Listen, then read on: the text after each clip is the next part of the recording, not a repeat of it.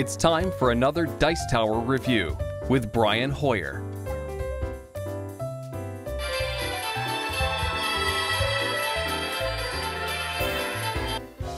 Hi, welcome to another Dice Tower iOS review. My name is Brian Hoier, and this week we're going to be doing Ascension, Chronicle of the Godslayer. Now, Ascension is basically a deck building game, which means it's unlike Magic or Pokemon, for instance, where you have to keep buying cards and extra packs and keep dropping money into getting more and more cards. Whereas this is a card game, everything you need comes in it from the start. So what essentially happens is you start with just a few cards in your hand, and then as the game goes on, you can buy more cards to make your deck slowly grow and get more powerful. And then you have to defeat monsters on the board, and you'll kind of see how it plays out once we get to the actual review.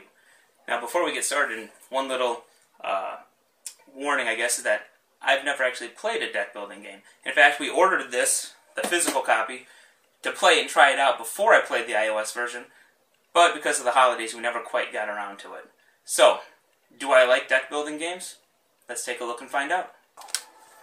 As you can see, you have the option to start any number of games that you can have going on at any given time. So we'll create a new game. Then you get taken to this screen, and you can actually change your avatar if you'd like. I kind of am partial to this one. And then you start the game, and it lays it out. Now, the cards along the bottom of the screen here are your hand. Those are the cards that you start off with. And you start off with 8 apprentices and 2 militia. Now, the apprentices are these cards here, and you can always just double tap on a card if you want to see it up close. An apprentice basically gives you the one triangle, which is your form of currency in the game, or it's called a rune. And you'll use those to buy other cards.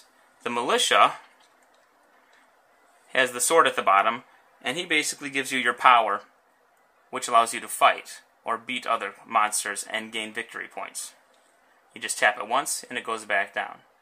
So, for starters, the 3 cards at the top are always up here, and you can play off those at any given time. The cultist is constantly in the game, and he's basically there as an easy monster to defeat. And he just goes over and over and over. He never gets discarded. He's always in play. Easy to beat. There are a few other cards up here. The heavy infantry, a hero card that you can buy. And then there's the mystic. Now, the symbols on the cards. This symbol here is how much it would cost to purchase this card.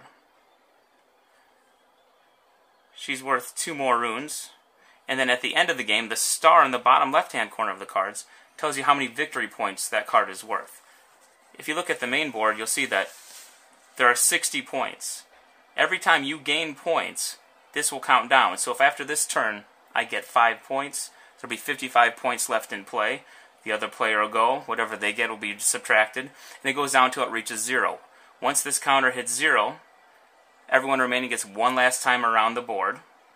And then after that, the game is over. You add up, and whoever has the most victory points wins the game. Okay, so for my first hand, I'll start off simple, and I'll beat the cultist. Now what you do is, you notice all of my cards have a white halo around them. That little white glow means that I can play them. To play them, I drag them up into the black bar here. So I will drag up militia.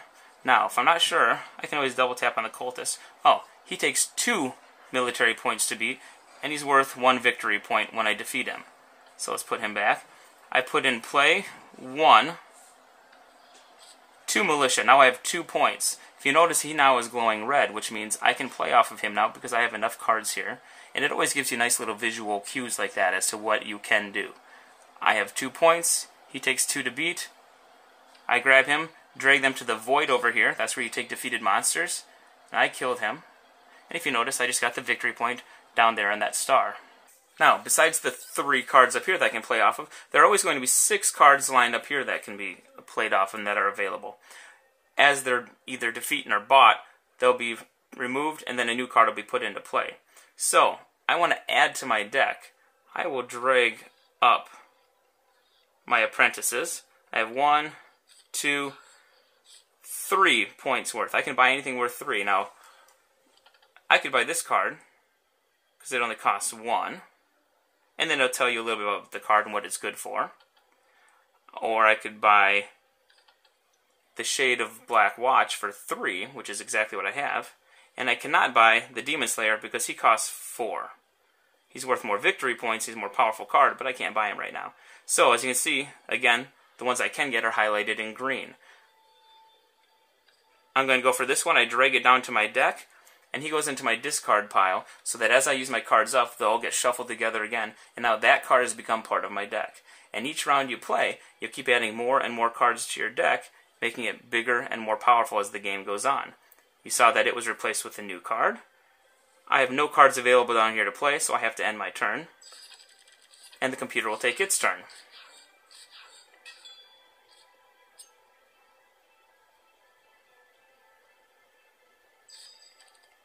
There you go. Now it's back to me.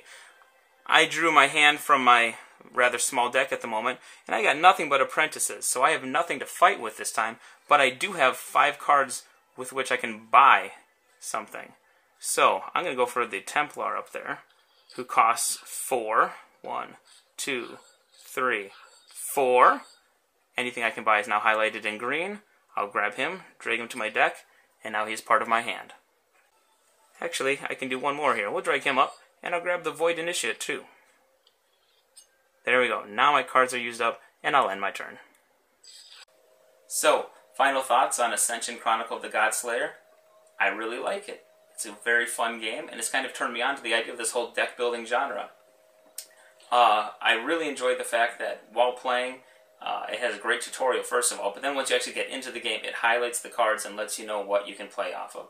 The white cards, oh, I can use this card now. The green cards, I can play off of those cards. And it's a great feature to have as you're getting used to the game and first learning all of the aspects and what you can and cannot do. Now, the multiplayer, which I did not show, the multiplayer is excellent in this game. You can do it locally, which is always fun, but it has a great online component as well.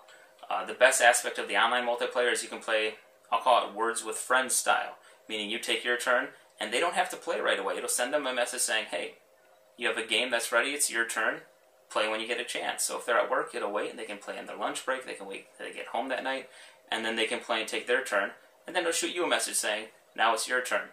So you don't have to try to set aside a huge block of time, 30 minutes, 45 minutes, or whatever. You can just play a game over a few days even if necessary.